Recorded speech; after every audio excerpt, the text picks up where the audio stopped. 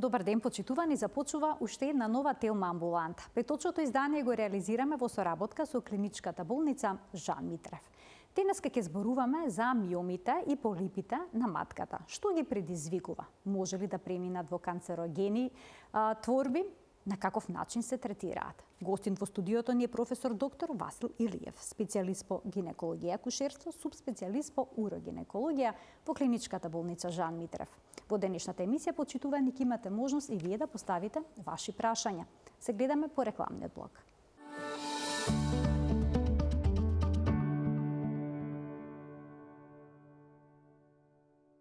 За миомите и полипите на матката денеска разговараме со професор доктор Васил Илиев, специјалист по гинекологија и акушерство, субспецијалист по урогинекологија во клиничката болница Жан Митрев. Професоре, задоволство е што сте во студиото на Телма. Добар ден. Добар ден.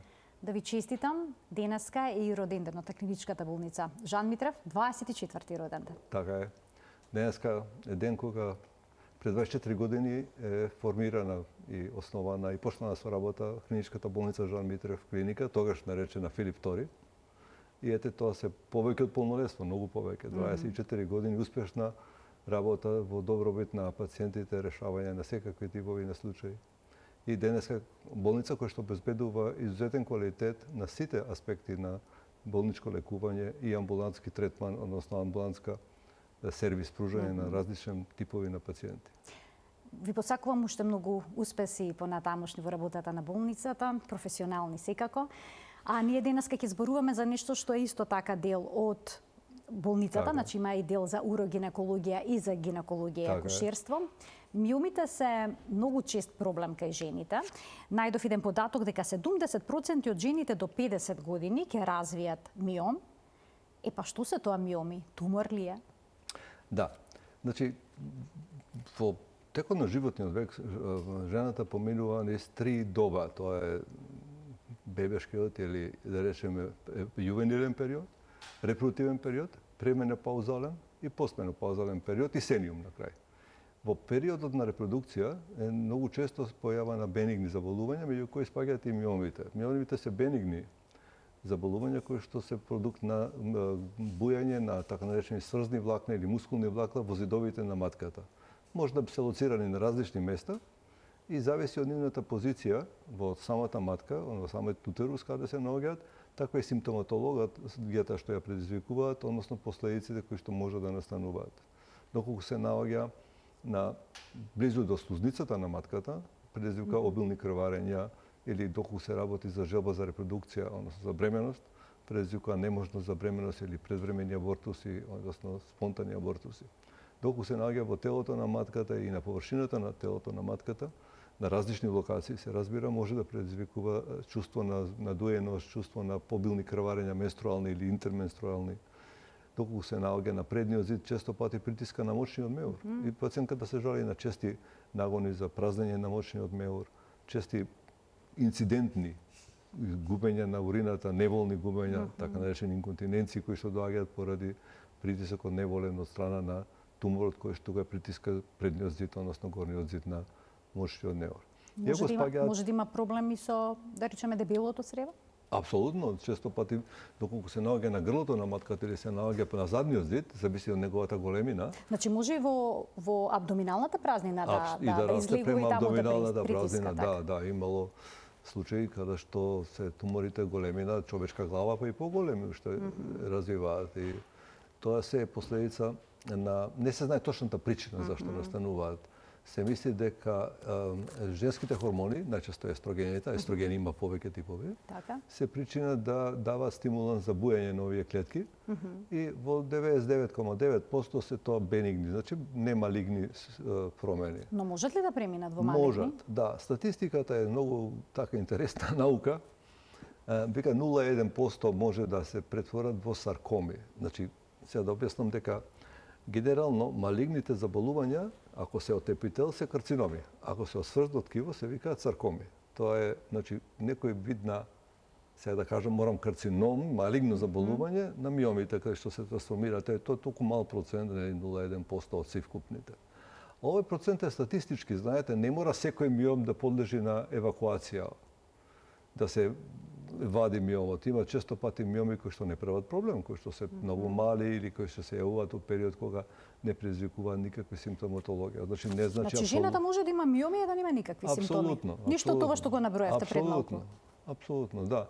Може и тоа. Често пати имаме такви примери каде што наоѓаме постојање на миом, ематозна структура, некоја фибромиом, доколку има повеќе сврзни влакна, го добива насловот фибромиом, кој што го пратиме доколку не покаже нагол раст или не предизвика некои симптоми поради своето присуство, може да биде пратен со тек на време и да се очекува дека тој нема да предизвика. И ако предизвика, onda се интервенира. Сега, како се решава? Веројатно е следно. Ќе стигнеме до решавањето, сакам, имам уште неколку подпрашања во однос на миомите. Доколку кај некоја жена се јави еден миом, дали постои ризик да се развијат повеќе миоми? О, да. Тоа е интересна, се познати така наречени миома фамилии. По женска линија се насредува капацитетот, односно наводници капацитетот за развој на миомите. Кога постои еден миом, многу често се дешава да се развие друг, што не мора да е на исто место и не мора да е иста димензија, може да е помал, може да е поголем, зависи како се одвива. Иначе тие се фамилии каде што се познати миомите. И полипите, што испомнавте вие во најавата, се во истата група, на истиот геномска алеја, се наоѓаат каде што се као локус минорис, значи слаба точка за развој на поедини значи некаква промени. наследна компонента, има докажана наследна компонента. А од што зависи со која брзина ќе растат? Може ли вака на еден преглед, ако забележите дека пациентката има миом, да кажете да, овој миом ќе расте брзо или пак нема? Па, од прилика може да се насети доколку се најде појачена васкуларизација. Има миоми кои што васкуларизација значи повеќе крвни садови што садови донесуваат исхрана, кислород за да може да се хранат клетките, логично. Иначе многу често миомот од само растење ни прави па притисок на своите крвни садови што доток прават на храна и настанува така наречени умирања внатрешни или некрози внатрешни во самиот биом. Тоа е веќе добар знак. Големината самиот притиски се само уништува. Да, и тоа е веќе добар знак дека тој треба да се евакуира. Тогаш значи треба да се евакуира. Тоа е добар знак, да не се толерира постоење на миом со некрози во неговата внатрешност. Споменавте дел од ризик факторите кои што се поврзани со појава на миоми, ние издвоивме некои од нив, еве може да погледнеме. Вели тоа е појава на миомите во семејството, што веќе споменавте дека наследната компонента има некаков фактор, дебелината, хипертензијата, раната менарха, односно првата менструација, намаленото ниво на витамин D во организмот, редовната конзумација на алкохол, исхрана богата со црвено месо. Значи гледаме дека и животниот стил, професоре, влијае врз појавата на овој проблем. Апсолутно, знаете, ова се статистички податоци вадени врз основа на епидемиолошки студии кај пациенти и популации во светот, што се големи популации, големи бројки обработени во светот тоа.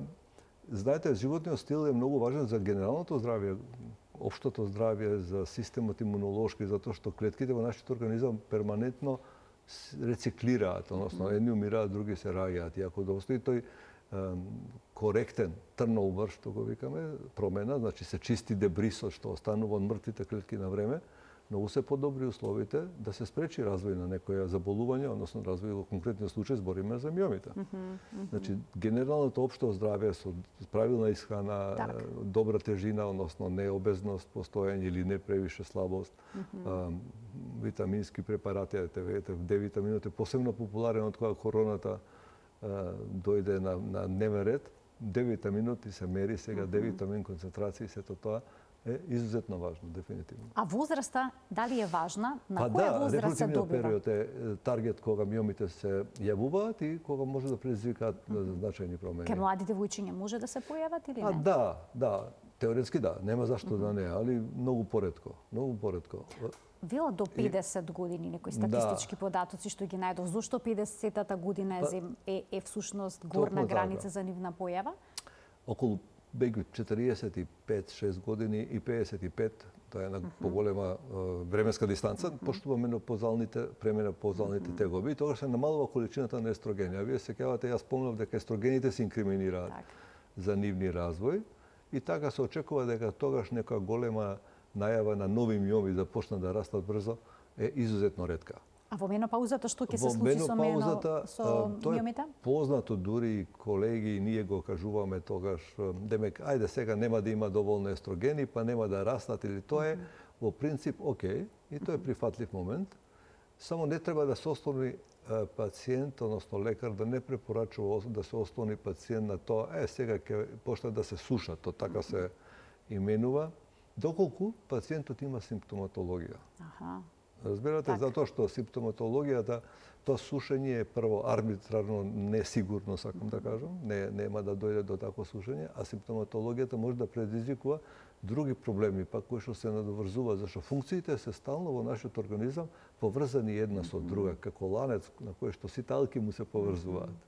И ако толерирате една, функцијата на соседниот орган може да биде и како афектирана, и како западена.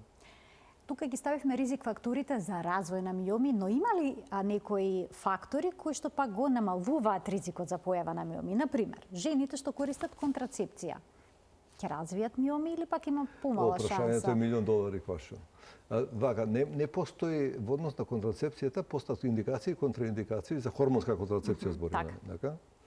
И во тие релативни контраиндикации постоење на миом да не се употребува хормонска контрацепција.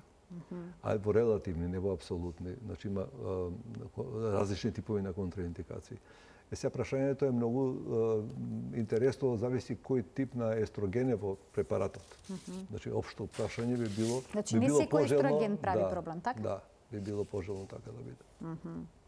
А кога жената е бремена, може да се јават тогаш миоми или не? Да се јават не, него да постоечки миом доживее раст. Поголем раст да поживее, односно понагол раст да доживее. И е причина повторно хормонскиот уплив што постои во текот на бременоста. Тој хормонски уплив и тоа го стимулира растот на миомот.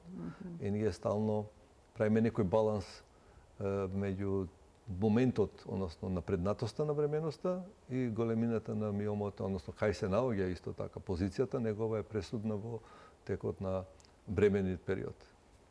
Како диагностицирате присуство на миом? Дали при класичен гинеколошки преглед со палпација можете да кажете дека има миом? Да. Или не? Значи, диагностиката е релативно лесна за миомите. При гинеколошки палпаторен преглед тоа веќе може да се осети, доколку се работи за помал, посебно ако е во самиот зид, значи интрамурално ако е сместен, ултразвучниот преглед е суверена метода и тогаш веќе имаме дијагноза која е сигурна.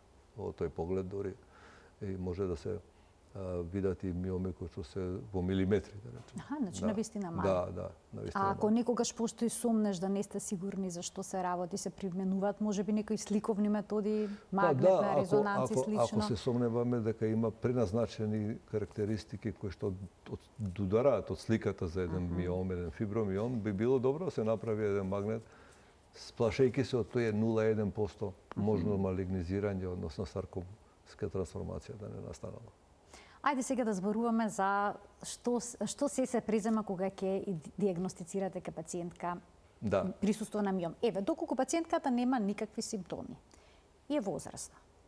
Во период на перименопауза, што ќе направите? Ќе следите само или не? Прво зависи од големината негова и од позицијата. Никаква симптоми, не врши некоја притисок или некоја дисторзија или некој проблем во смисло на функција на соседните органи, онда би нормално би закажале дека би требало да се видиме на следна контрола, да видиме диференцијација дали постои раст. Дали постои разлика меѓу овој наод и наодот кој ќе биде речеме за 6 или за 12 месеци. Тоа е солиден пристап према еден миом. Кога сте сигурни дека е миомот, значи рековме не расте, не врши дисфункција нити локално, нити на околните органи. Значи треба да се следи на 6 до 12 месеци. 12 месеци зависи од тој период. И се следи големината, дали расте или пак се намалува, така? Да, ова е во период, рековте вие, перименопаузалниот период, кога веќе почнуваат тие перименопаузални симптоми, значи веќе дошло до пад на хормонскиот уплив што постои. Но некога жените имаат симптоми, продолжени менструални крварења, обилни менструални крварења, се јавува анемија, не може крварењето да запре и слично. Да, тоа се све индикации, добри индикации за евакуација на миомот. Многу зависи. А давате најнапред хормонска терапија, докторе? Пробувате на таков начин? Да, се стабилизира крварењето? И најчесто тоа е поврзано и со анувулаторни циклуси. Сега тоа е малку една друга тема, ама е поврзана во истиот момент. Тој период од животниот циклус настанува. Значи, постоење на миом, ако е поврзан со анувулаторен циклус, каде што нема двофазност на месечниот циклус, тогаш е апсолутно потребна хормонска субституција, синтетска хормонска субституција на фазата која што недостасува, тоа е втората фаза, нели? Да се види и да се искоригира тоа крварење кое што е ирегуларно. И доколку тоа се повтара, а миомот се зависи каков е миомот, кај се наоѓа, пак ќе повторам тие работи, еден субмукозен би го рекле миом, и со анувулација, доколку постои во тој период, што е честа појава, не, доаѓа во предвид да биде и третиран. Покрај хормонскиот субституцијата што ја правиме. Пред да преминеме на третирањето, најдов уште еден интересен податок. Велат лекот за day after, што се нарекува, тоа е итна контрацепција, може да влие во намалувањето на миомите. Тоа е интересно. Не знам кај сте го нашли тоа. Тоа не знам кај сте го нашли, ама тоа day after е исто висока доза. Тоа е голема доза на хормони. Да, на хормони и се дава нагло, али тоа е еднократната давање, така да ја не знам колку може на миомот да има реперкусија во однос на долгиот век негов. Често пати имаат спор развој. Не е тоа така некоја флудрујантен темпо на развој, посебно кој што спомнав, тој перименопозален период. И да расте, тој нема така брзо да расте. Остануваме на тоа дека тие остануваат миоми, не се влагаат во малигнитет. Тоа е дискусија многу важна, тука треба да биде кад поинтот. На каков начин се отстрануваат од матката миомите? Зависи од возраста на пациентката.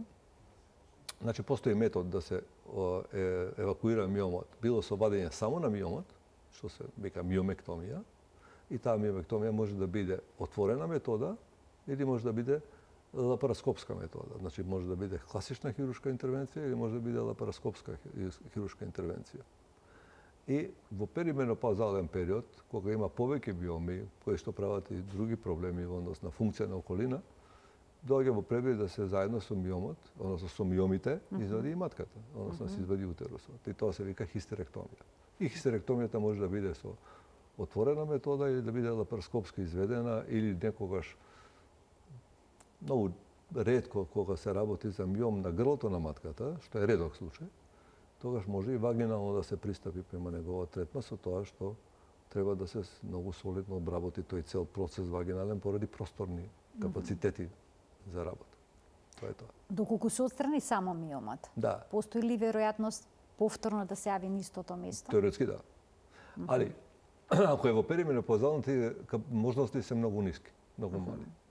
Но во оној репродуктивен период кај жената? Во тој репродуктивен период и постои можност. Знаете што, во репродуктивен период, кога се вади миом, се води рачун дека жената сака да остане со утерус, да биде менструална, или се води рачун дека жената сака да репродукција повтори или реализира.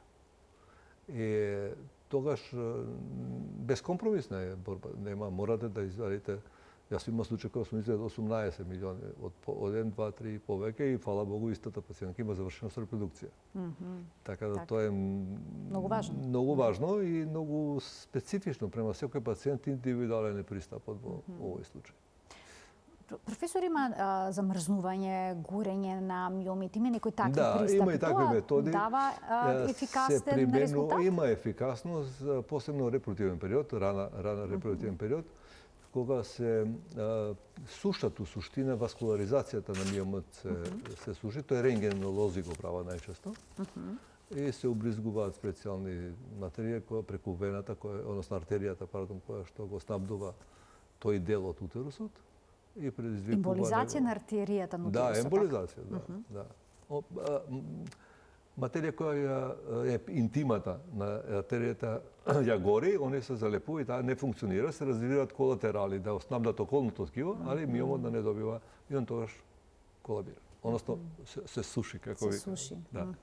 Што вие советувате?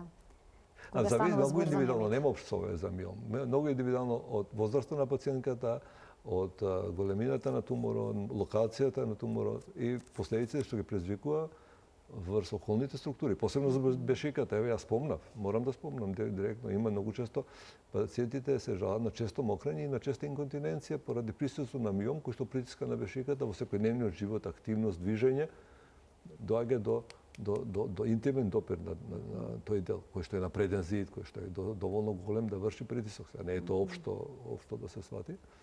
И добидува така наречена неволна инконтиненција, стресна инконтиненција поради присуство на миом. Професор, ги поканим и гледачите од овој момент да се вклучат во Телма амбуланта со нивни прашања. Почитувани телефонскиот број ќе биде испишан на екранот. Се случува ли жените што имаат миоми да не може да забременат? О, да. Миомот субмукозен, ја го спомнав тоа, ако е под слузницата на матката и кој што во голема мерка ја руши шуплината на матката, може да биде добра причина или да не може да забремени или да има така наречен спонтанни абортус и да не може да реализира жив и здрав доносен плод. И тогаш се пристапува кон евакуација негова со цел да се овозможи терен за развој на нормална бременост. Да. Покрај миомите тука се и полипите. Да, тоа е иста група. Обично кога ќе споменеме полипи, првата асоциација ни се полипи на дебело црево, па потоа ризикот развој на карцином. Дали и тука постои истиот ризик за малигни промени? Не до тој степен како на дебелото црево, али да, постои и во пракса постои на полипи во секојдневната пракса и во теоријата медицинска, гинеколошка, треба да се евалуира хистолошки, значи треба да се евакуира. Секогаш треба да се отстрани, значи. Да. Тоа е посебно зависи од неговата локација и димензии. Треба да разликуваме. Кои димензии се ризични? Да, треба да разликуваме позиција негова, кај се наоѓа. Едни полипи се наоѓаат во слузницата. Добра. Едни полипи може да се наоѓаат на грлото на матката што е во вагината. Имаме некои фотографии за полипи, нека ги пуштат во текот на емисијата. Овие се миоми што гледам на фотографиите. Да, имаме и полипи, да. Ке може и да ги скоментирате во текот на емисијата. Треба да се извадат и да се хистолошки евалуираат. Да. Ова се полипи, ако не се лажам? Да, и тоа е идеален полип, гледате на тенка петелка. На петелка кој што?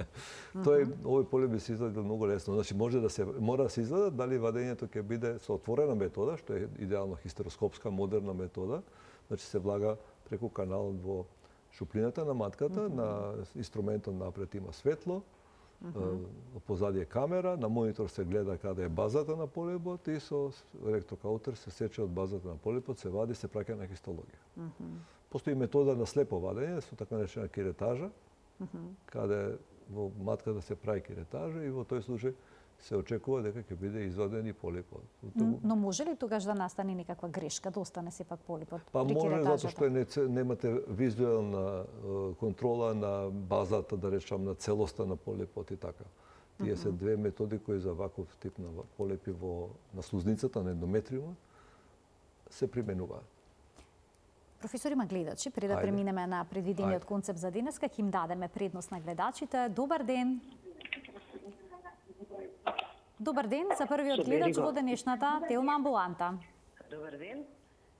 Пред се голем поздрав до студиото. Благодарам. А посебен поздрав до најголемиот стручњак во Македонија, професорот Илија.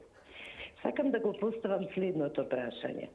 Јас сум оперирана пред 3 години од миом на матка, каде што ми се извадени и јајниците и матката. Меѓутоа, после извесен период ми се јави инконтиненција. Следното прашање е, таблетите не помагаат, дали има соодветно решение за мојот случај?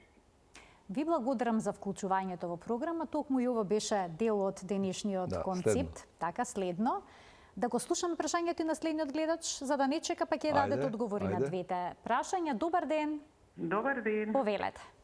Поздрав до вас и до професор Илиевски. Јас сакам да поставам едно прашање кое што е надвор од темата, меѓутоа професорот може да ми одговори.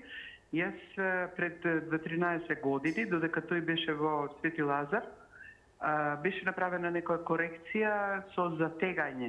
Беше спуштена бешиката и беше направена некоја корекција со затегање. Меѓутоа сега проблемот се врати повторно. Дури има и инконтиненција. Сакав да го прашам докторот, дали е можно повторно некаква интервенција да се прави, или мора да се вади матката, или дали постои некаква таблетарна терапија, нешто слично. Ви благодарам за вклучувањето во програма. Повелете, професоре. Првата гледачка има извадена матка. хистеректомија и останата е вагината која што завршува слепо. Вагината е централен орган во крлицата. Женските крлици се широки и сите органи во нашиот организам, машки и женски, се на нешто или легнати или обесени. Значи, они имаат своја позиција и во таа позиција сите вибрираат. Значи, нема орган што е фиксиран.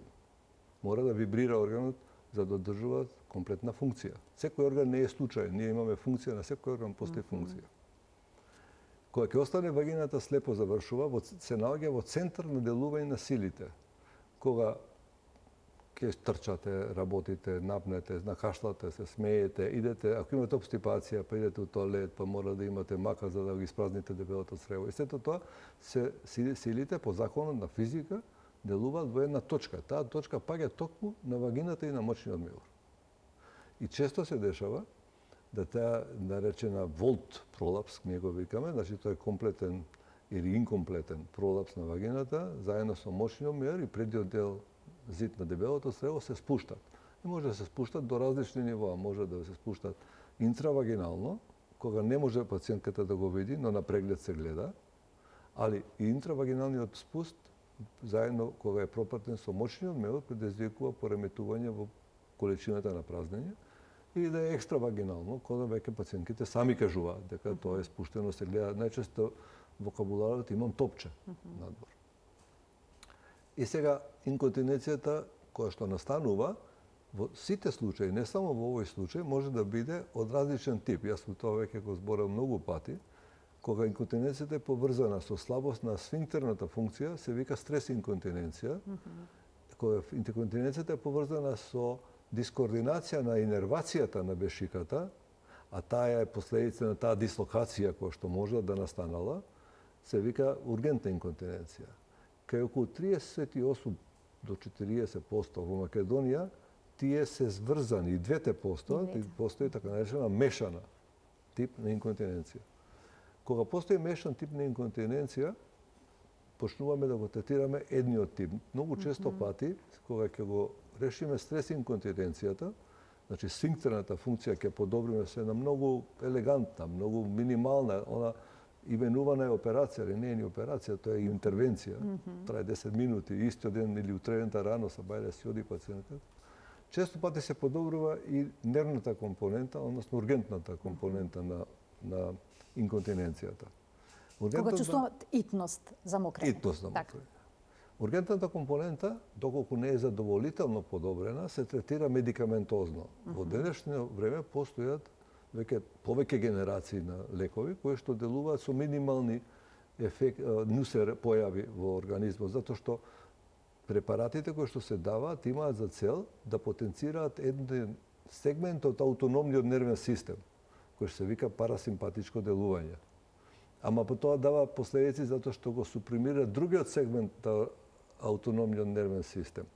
И кога ќе се тоа земе во собир, делува дека новите препарати се многу подобри и се дојдено до ниво кога се комбинира, да речам, пета генерација со четврта генерација да би се постигнал подобар ефект. Многу е важно одржување на или корекција би рекол на атрофијата на вагина. Знаете што синтетски препарати, креми кои што содржат синтетски естрогени, нели? Многу е важно да се нема да се има редовно нормално празнење, значи да не постои обстипација на дебелото црево или запек или како се вика веќе. И многу е важно да се одржува нормална телесна тежина. Постоење на диабет, постоење на хипертензија, земање на препарати за хипертензија поради за потенцирање на диуреза. Сите тие допринесуваат да мочниот меур не биде капацитетен за комплетна континенција, односно стане инконтинентен, посебно кај пациентки што имаат невролошки проблем, односно што имаат ургентна инконтиненција. Тоа е вака еден оквир за одговор кој што постои. Значи, третман постои, треба да се биде упорен и третманот е подолго трае. Затоа што невролошката компонента не секогаш успеваме да ја покриеме 100%. И 70% кај диабетичари, кај обезни пациенти, кај што нерешена васкуларизација, односно атрофија на генитални органи кај хипертензичари, 70% е презадоволителен момент да се овозможи мирен сон. Така. Сонот, често пати тоа пациенти го имаат нарушено, заради тоа фреквентно мокрење. И кога ќе се тоа обезбеди, веќе се осеќа многу подобро генерално подобрување на здравјето. Професор, оние кои што имаат од страната матка, често пати се жалат на инконтиненција. Токму така. Треба да се направи тој минимален зафат што го споменавте? Апсолутно, да. Први треба да се постави диагноза. Значи без тоа не може, зашто многу пати постои и трет тип кој што е поврзан со познато невролошко заболување. Јас тоа не навлегувам сега, тоа се веќе постои четврти тип, така наречена прелевна инконтиненција, ама ќе се задржиме на овие три, значи стрес инконтиненција, ургентна инконтиненција и мешана инконтиненција. Така ги некако тоа се најчести у нашата популација.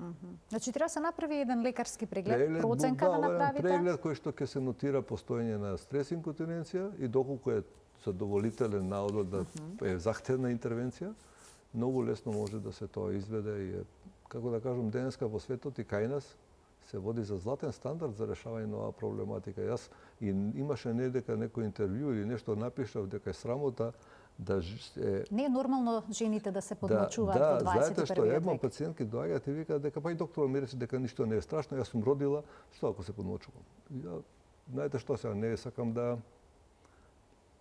коментирам во целост, него сметам дека тоа не смее да се дозволи денеска кога постои вака ефикасно и решение кое што, знаете што, нема резови на стомакот, на вагината, ништо, 7 мм е резов.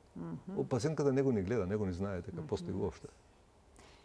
Професоре, да се чуди човек. Вториот одговор, да. Имам уште двајца гледачи, така? Вториот одговор е, да, постои решение, иако е правено за тегање, знаете, органите трпат, ако тоа било тогаш, тоа сигурно пред 11-12 години оперираната, ако Стабусум ја работел таа интервенција, Нашите органи стареа, знаете, и јас, и вие, и сите ние старееме, и земјата тежа ни е главна одговорност за нашето старење. Поради земјата тежа почнуваме да губиме позиции на народ го вика тонус, го вика бршки, нели? Ете, исто се дешава во целиот организам наш. Исто се дешава и на местата каде што биле употребени за подигање, односно за суспензија, како што кажа пациентката. Тие попуштиле и сега може да се нормално најдат нови места кај што ќе се дигнат. И па ако обезбедат тие 10, 12, 15 години ќе биде идеална позиција. Не можеме тоа да спречиме, не можеме многу да го подобриме старењето. Старењето јас зборам од аспект гинеколошки, нели? Али генерално општото старење на сите нас. Ајде да ги слушаме прашањата и на следните гледачи. Добар ден. Ало, добар ден. Повелете. Вака, поздрав до вас, до професорот. Благодарам. Моето прашање не е поврзано со миоми на матка. Се работи во мојот случај за пред 2 години бев со канцер на града. Канцерот беше нели хормонски зависен од естроген. За да повторно се појави канцерот после 2 години, онкологот се сомневаше во хистопатолошкиот наод и се случи значи фатална грешка. Хистопатолошкиот наод излезе дека канцерот не бил воопшто зависен од естроген, односно тројно негативен, а јас во 2 години бев значи без месечен циклус, примав хормонална терапија, значи без потреба. Сега јас повторно примав хемотерапија, се е во ред, фала Богу со мене. Последен контролен преглед имав скоро пред 10 дена, се е во ред со ендометриумот, матка, јајници, тоа се. Сега сакам да го прашам професорот во врска со јас се уште, односно немам циклус, пошто последната инекција примив во декември, Золодекс, ги примав на секој 3 месеца, така одлучи онкологот дека треба да испримам уште 2 инекции, последната ми беше во декември. Сега се уште немам циклус. Дали јас понатака ќе добијам менструален циклус и мислење од професорот дали да се отстрани матката, јајниците, инаку со мајка на 2 деца, на 35 годишна возраст и така. Ви благодарам за вклучувањето во програма, ви посакувам добро здравје и понатаму да бидете добра. Професоре, што би советувале? Суштествено прашање дали јајниците ќе можат да продолжат да функционираат кој ќе помине повеќе од 3 месеци од последната хемотерапија што е дадена. Па тоа ќе го направиме со хормонски анализи кои ќе поминат не 3, нека бидат 4 месеци. И ќе направиме еден скрининг да видиме дали има капацитет од јајниците, колку е останато, затоа што секоја хемотерапија врши оштетување на поедини делови функционални од овариумите, од јајниците. Јас би рекол, добре што имате 2 деца, тоа е идеално, завршена продукција, предпоставувам. 35 години се години кога може да се разговара за зачувување на матката, доколку јајниците бидат функционални на свој начин. Нека биде декември, ако била последната хемиотерапија, во април една убав хормонски статус и ќе се договориме. И ултразвучен преглед. Во секој случај е битно да видиме ултразвучно како е позицијата на преостанатите фоликуларни елементи во јајниците. А во однос на тоа што имало карцином на дојка, никогаш не ли се советува да се отстранат матката, јајниците? Ама бил естрогено негативен на ревизијата. Што ме естрогено негативен, да, тогаш значи може да... Ако е естрогено рецепторно негативен, не се наложува. Не се наложува, така. Уште еден гледач ке вклучиме. Добар ден. Ало, добар ден. Повелете. И јас би сакала да поставам едно прашање. Претходно поздрав до Телма телевизија и до присутните. Благодарам. Само разбор за прашањето е следново. Дали може да се утврди со ехопреглед, дали тој е доволно индикативен за личност во постменопаузален период? Меѓутоа, со извршена хируршка интервенција во 4-та деценија, со диагноза срцевидна или дупла матка. Значи имаше хируршка интервенција за раздвојување на таа преграда. После која што не сум останала бремена, а веќе циклусот е завршен, репродуктивниот период е завршен, па ме интересира дали таа интервенција може да даде некои последици за матката во смисла на тумори и дали ехопрегледот е доволно индикативен за диагноза.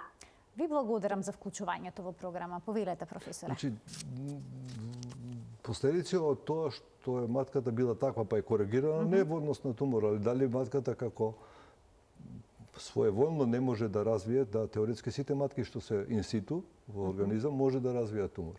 Сега пациентката нема мезис, така разбрав, е во постменопауза, така да веројатноста е многу малечка.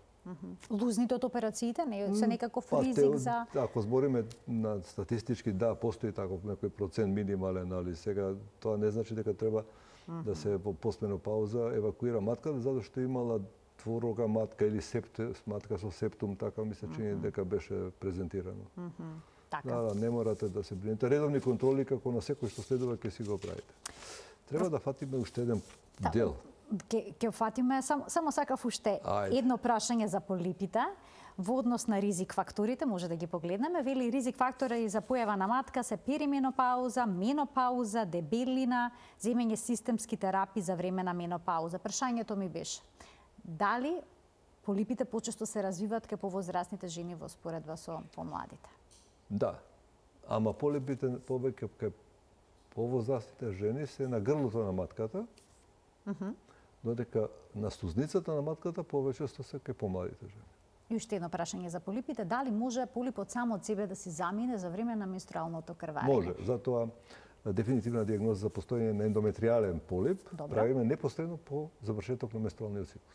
Значи се однесува тој како туѓо ултразвучен преглед. Како туѓо тело се однесува во матката, матката се обидува да го изфрли? Едноставно често пати полипот се презентира како насобир на ендометриални клетки, кои што има некоја база структурна која што е фиброзна или помала или поголема, и пошто менструалниот период е последица на љуштење на таа слузница, се дешава да се изљушти тој или некако полип, као ендометриална насобир на клетки, да се изљушти и затоа никогаш не поставуваме дефинитивна диагноза за постоење на ендометриален полип, додека не се направи ултразвучен преглед непосредно по менструалниот циклус.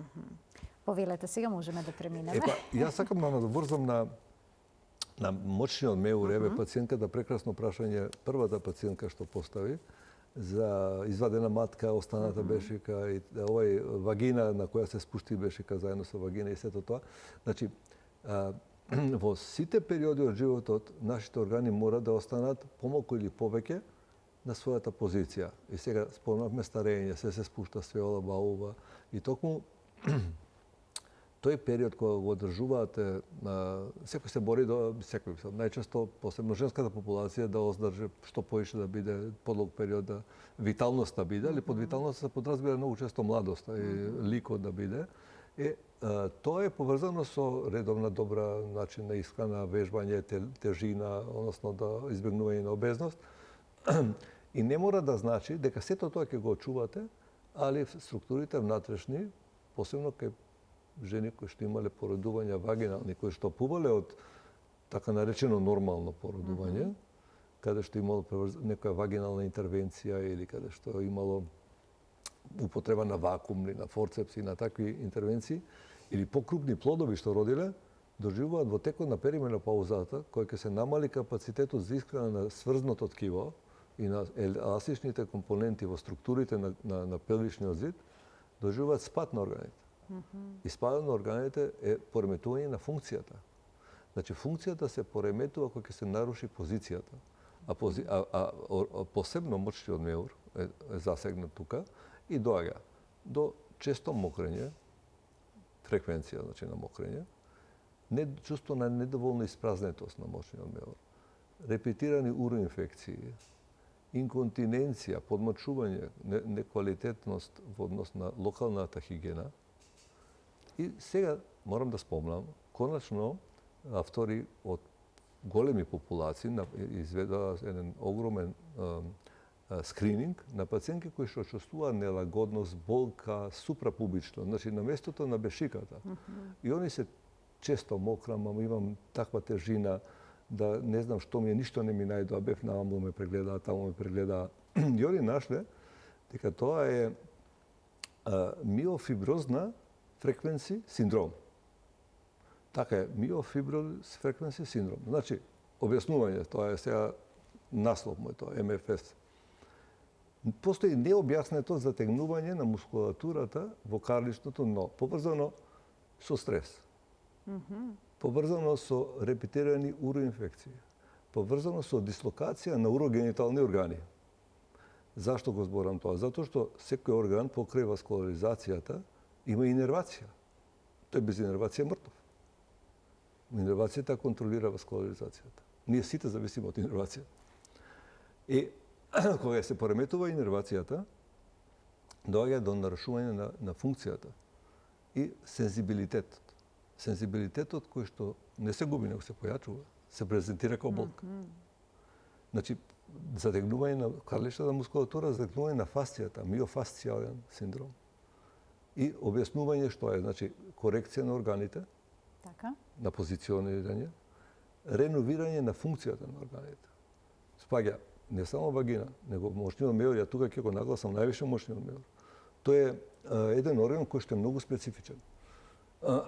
Е мускулен орган со епител кој што е внатре покрен, кој што издржува урична киселина, кој што ниеден друго не може да ја издржи. Кој ќе дојде на кожа, што се подмочуваат, они прават драгади и страшни проблеми. Значи, тој е специфичен епител. Сега, мускулен орган е и срцето. Ама срцето како се полни, така се стега и празни. Он нема никаква акумулација на крв. 80 пати, 70, 60, зависи од капацитетот, од вашата форма. Толку пати у минута, он празни, пумпа. А мочниот меур, што е мускулен орган, треба да биде резервоар. И тоа се обезбедува со таа функција што ја спомнав преска пара симпатична и симпатична, односно автономиот систем, што не го контролираме ние. Сега та пореметување на позицијата го руши тој систем.